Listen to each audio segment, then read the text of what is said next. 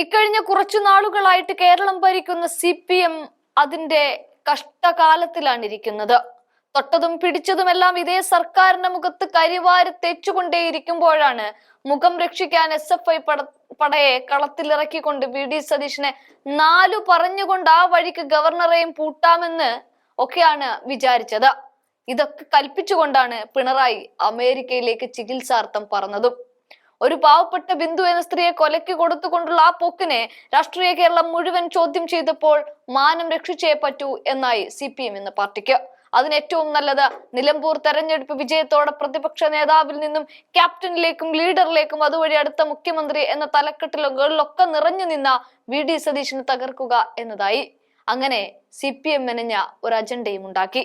എന്നാൽ മന്ത്രിമാർക്കോ MLA Marco നേരിട്ട് ഈ വിഷയത്തിൽ ഇടപെട്ടാൽ അത് മുഖം രക്ഷിക്കാനുള്ള പെടാപ്പാടാണ് എന്ന് ജനങ്ങൾ ഉറപ്പിക്കും എന്നുള്ളത് കൊണ്ട് തന്നെ വിദ്യാർത്ഥികളെ തെരുവിലേക്ക് ഇറക്കി. കിട്ടിയ രംഗം കൊഴുപ്പിക്കാൻ M ശിവപ്രസാദ് എന്ന SFI പ്രസിഡന്റ് കിണഞ്ഞു പരിശ്രമിക്കുകയും ചെയ്തു. VD സതീശൻ RSSന്റെ കോട്ടയിൽ പോയൊരു വിളക്ക് കത്തിച്ചു എന്നൊക്കെ പറഞ്ഞൊരു ഫോട്ടോയും പൊക്കി പിടിച്ചുകൊണ്ടാണ് M ശിവപ്രസാദ് VD സതീശനെ RSSന്റെ തൊഴുത്തിൽ കെട്ടാൻ നോക്കിയത്. പക്ഷേ VD സതീശന്റെ മുന്നിലെത്തിയപ്പോൾ എല്ലാ ചിത്രവും കത്തിക്കരിഞ്ഞ് ചാമ്പലായി പോവുകയായിരുന്നു.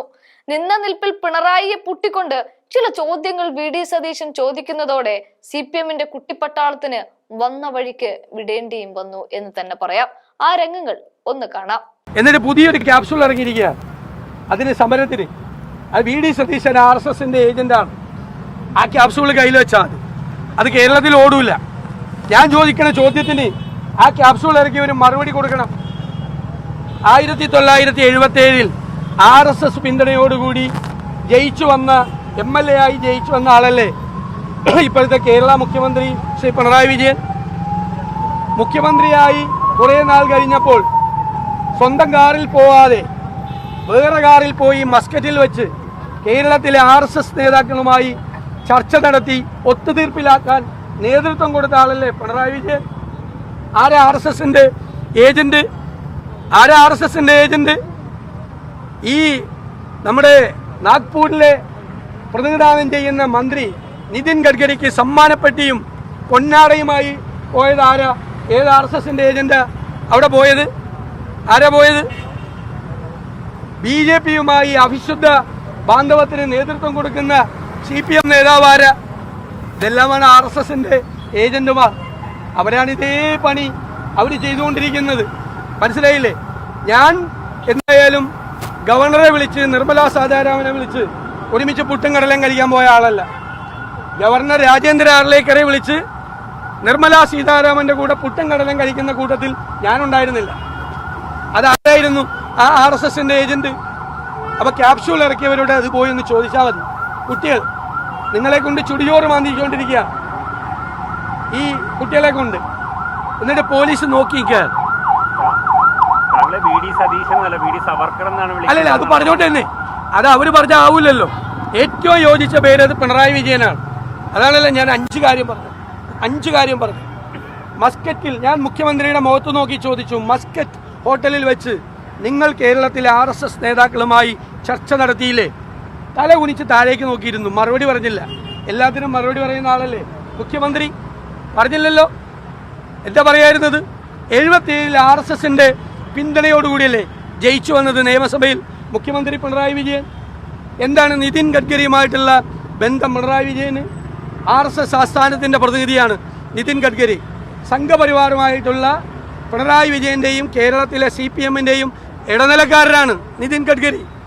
എന്തിനാണ് ഈ നിർമ്മലാ സീതാരാമനുമായി പ്രഭാത ഭക്ഷണത്തിന് ഈ ഗവർണർ രാജേന്ദ്ര RSSകാരനാണല്ലോ, അറിയാലോ RSSകാരനാണെന്ന് നേരത്തെ. RSSകാരനായ രാജേന്ദ്ര ആർലേക്കറെ എന്തിനാണ് ക്ഷണിച്ചത്? RSSകാർ വന്ന് ഇവിടെ പ്രസംഗിച്ച് മുൻ പ്രധാനമന്ത്രിമാരെ രാജ്ഭവനിൽ അധിക്ഷേപിച്ചപ്പോൾ ഞങ്ങളല്ലേ എതിർത്ത്? അന്ന് മിണ്ടിയില്ലല്ലോ പിണറായി വിജയൻ. അത് ഞങ്ങൾ പറഞ്ഞില്ലേ രാജ്ഭവനെ നിങ്ങളുടെ പ്രതിഷേധം അറിയിക്കണം. ചെയ്തില്ല. അപ്പം കേരളം മുഴുവൻ ഭരണം കൊണ്ട് സാമ്പത്തിക രംഗം തകർന്നു തരിപ്പണമായി, ആരോഗ്യരംഗം വെന്റിലേറ്ററിലായി, വിദ്യാഭ്യാസ രംഗം കുളമായി, മലയോരത്ത് വന്യജീവി ശല്യം കൊണ്ട് ജനങ്ങൾ പൊറുതിമുട്ടുന്നു, തീരപ്രദേശത്ത് ജനങ്ങൾ വറുതിയിലാണ്. കേരളം മുഴുവൻ ലഹരി മാഫിയയുടെ കൈകളിലാണ്. ഇതാണ് ഭരണത്തിൻ്റെ ബാക്കി പത്രം. അതിൽ നിന്ന് ശ്രദ്ധ തിരിക്കാൻ വേണ്ടിയിട്ടാണ് ഈ സമര ആഭാസങ്ങൾ നടത്തുന്നത്. അത് ജനങ്ങൾ തിരിച്ചറിയും. മറ്റൊരു വിഷയത്തിലാണ് വണ്ടൂർ CPM-ന്റെ നേതൃത്വത്തിൽ മീഡിയ വൺ മാനേജിംഗ് എഡിറ്റർ സീതാവൂരിന്റെ കൈവിട്ടും എന്ന് പറഞ്ഞ് വലിയ പ്രതിഷേധം. ഞാനതാണ് ഈ CPM എങ്ങോട്ടാണ് പോകുന്നത്? ഒരു മുതിർന്ന മാധ്യമ പ്രവർത്തകൻ മീഡിയ വണ്ണിന്റെ മാനേജിംഗ് എഡിറ്റർ ശ്രീ ദാവൂദിന്റെ കൈ വെട്ടിക്കളയും CPM-നോട് കളിച്ചാൽ എന്ന് പറഞ്ഞ് പ്രകടനം നടത്തിയാണ്.